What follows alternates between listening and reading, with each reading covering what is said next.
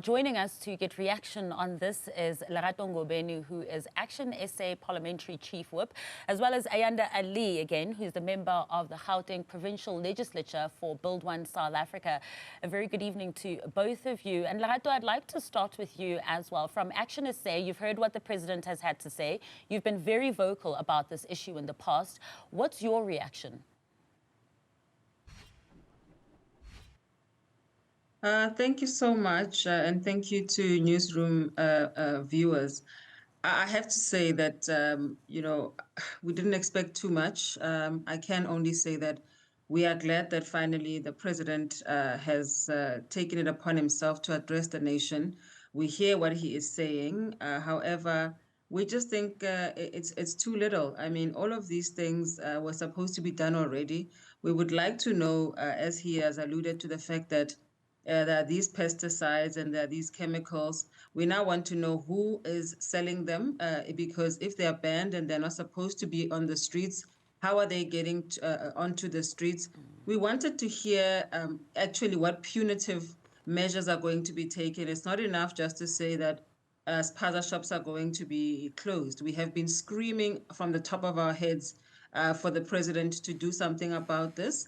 And the fact that 20 plus children later, we're hearing from the President, it's really sad. You know, what is making me even more sad is the fact that the families have responded and said they're at least finding closure. This tells me that South Africans are not asking for much. We're just asking to be respected by our government. And to hear the President speaking, I have to say it was hollow. It was non-emotive. We didn't expect too much, but this is what we've come to expect from President Cyril Ramaphosa. Ayanda, your reaction? Lerato says it was hollow and non-emotive. Look, I think once again, myself, we would just like to send our condolences to the friends and loved ones of these little angels who died way before their time. We're grateful that finally the head of state has had something to say, that he's taken responsibility. We cannot underscore enough just how important it is to have leadership and authority and guidance during such a tragic moment in our nation's history. So the fact that he finally took to the podium and had something to say, we welcome that. I think, Masa, as the saying goes, the best laid plans of mice and men do often go awry. You can have the best intentions, the best plans, the best ideals, but often things go horribly wrong in implementation stage. So the head of state tells us that he wants to get the pesticides off the shelves. He wants to protect the children. He wants to make sure that such incidents don't happen again in future, that the implicated spaza shops are closed and that all other spaza shops will be regulated and will comply. All of that is good, but we want to know, do we have capacity to implement that, right? Do we have enough inspectors to go on the ground? Do we have enough people to ensure that there are penalties for non-compliance? Do we have enough support for the spaza shops? Do we have the ability to distribute the funds that he speaks of?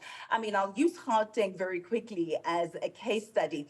We have what is known as the Township Economic Development Act. In fact, it's hailed as the first of its kind in the province. Even National wants to implement something similar. But we found that, a year or two into the creation of this act, there's been no real implementation apart from giving monies to implementing agents. So what was supposed to revitalize the township economy, to capacitate spaza shop owners, to train and develop them, to make them more effective health and safety-wise and otherwise, has not been implemented as it should have. And so it begs the question, with these great ideals that we have and that the President has alluded to, do we have enough boots on the ground to implement? And very quickly in closing, I must be able to add that I worry a lot when the President speaks about funds and joint funds, because again, in Gauteng, we have the Gauteng Economic Propeller in partnership with the IDC, as well as other funds who have this great Township Economy Partnership Fund that has about 400 million, some say 700 million, but nobody can account for the fact that we don't know how much is in that fund at the moment. We don't know how it's been utilized. We don't know what's left. So again, the President, great ideals, great plans, but the proof is in the pudding and the eating thereof. And unfortunately, the past examples of what the president has had to say have left a very bitter taste in our mouths. And that's what I wanted to talk to you about, Ayanda, because earlier you also were speaking about, we were talking about the Thokoza DC and the monies that were mismanaged there. So if we're going to be pumping in this joint fund of 500 million rand, how do we know that it will be used for what it's supposed to be used for? I mean, there's many examples. You've just made some, but also when you think about COVID as well, monies were pumped in and then also misused there too.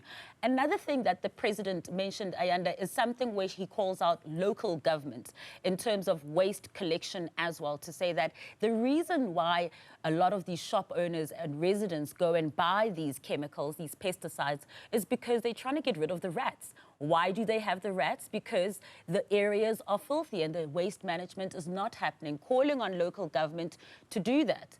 Is local government suddenly now going to wake up tomorrow and pick it up, will be all over picking up waste? When you speak about waste management, the first thing that came to mind, Masa, was Mfuleni municipality.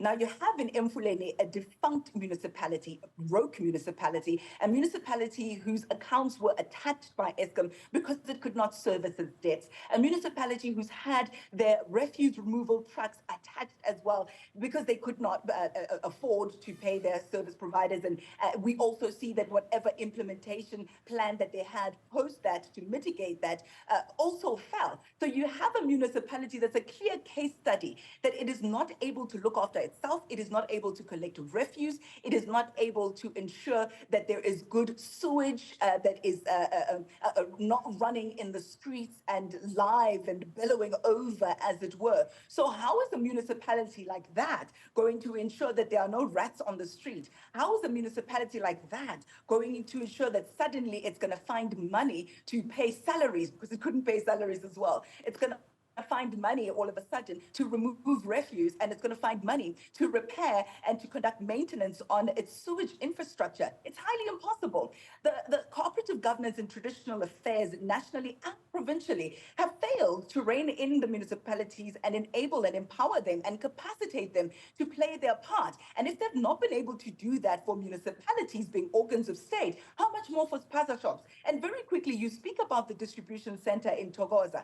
Case study that is clear there. Now, it's a small and perhaps even negligible amount of 3 million that's wasted there. And some people might say, oh, we have bigger fish to fry.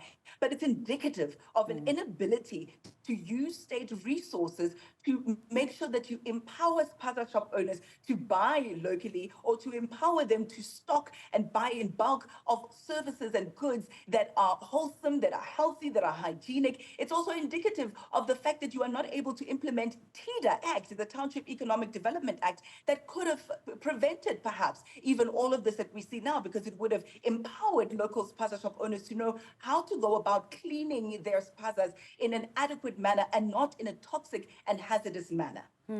Lerato, earlier you mentioned something quite interesting to say that, look, we are focusing on these chemicals, whether it's Aldicab or Turbifos, but where are these street vendors or people who are selling it getting it from? Because we do know that, one, Aldicab is banned. Turbifos is supposed to only be used for agricultural purposes.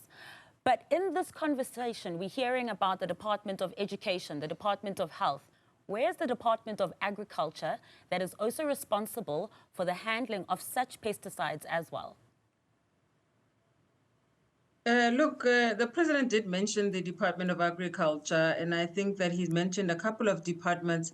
One thing that is missing out of this conversation, and I've been listening to Ayanda talking about capacity to execute on waste management. One of the things we're not talking about is influx control. I used to be the chairperson of infrastructure and services in the city of Johannesburg.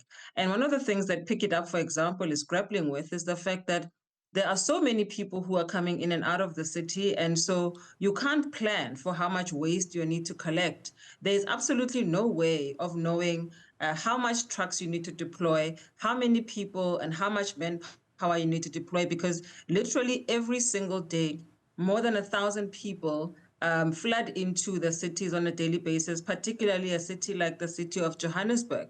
The other thing that is disappointing that the president did not want to talk about, because, I keep on saying that I've never seen a people or a country that has to beg its government to prioritize them. We have an elephant in the room that is talking about illegality. There's illegality in these spaza shops, and we don't care who is meting out the illegality.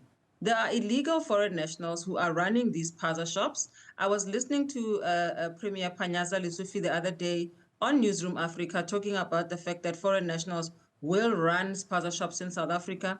Nobody is saying people cannot do that, but the point is that there are provisos as to who should be able to run spaza shops in South Africa. We want to see, of the 80 plus spaza shops that the president mentioned that are the genesis of these children having died, who is running those spaza shops. And that is an elephant in the room that South Africans do not want to discuss, because we don't want to be labeled one way or another. I would like to know, and I think South Africa would like to know, let us not stop moving goalposts. If the president is talking about the fact that there are manufacturers of these pesticides, we would like to know who they are. We would like to know how is it that they are dispensing off of these pesticides, and how is it that they are hitting the streets? How do they get to hit the streets? Alexandra, for example, has had a huge rat problem for many years. I think for as long as some of us have been alive, Alexandra has had a rat problem. And so, why is it only now that we are seeing what is happening? And why is it that we have to be so reactive and so late? And so I think South Africans need to really come together, and all of us as a nation, to talk about what exactly is happening in our communities. It's not enough just to talk about capacity. There is a root cause, there is a root problem.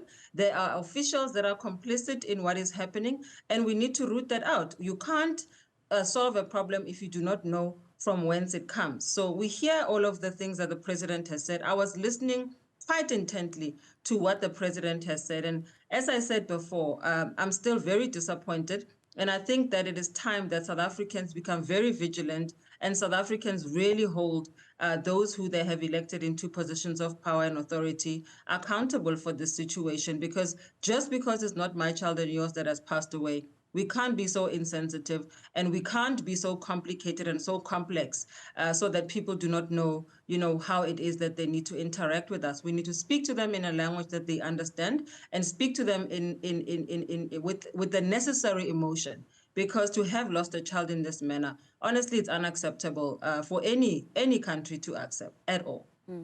Well, thank you to you both for sharing your political parties' reactions to that and your time with us this evening. Really appreciate that.